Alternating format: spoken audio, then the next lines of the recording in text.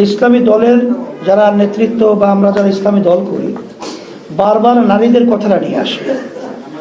আসলে মূল ব্যাপারটা হলো ইসলাম এমন এক কাল জয়ী নীতি আদর্শ, যেই কাল জয়ী নীতি আদর্শের মাধ্যমে নারীরা তাদের শুধু সম অধিকার নয়, অগ্রাধিকার ভিত্তিক অধিকার পেয়েছে।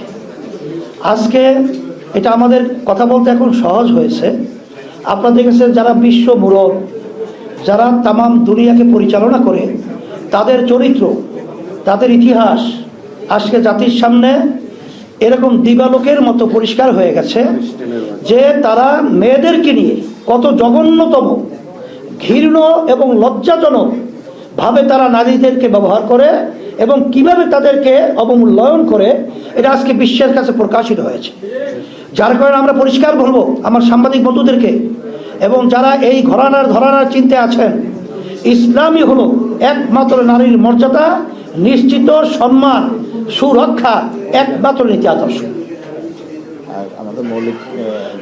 আর আপনি যে প্রশ্ন করছেন, আমাদের মৌলিক আজকে যে ইশতেহার ঘোষণা করেছি, মৌলিক হলো আমাদের 30 দফা, আর 42টা যে আপনার পয়েন্ট রয়েছে, এর প্রতিটা ভিন্ন ভিন্ন ব্যাখ্যা আমাদের বইয়ের ভিতরে ইশতেহারে দেওয়া আছে।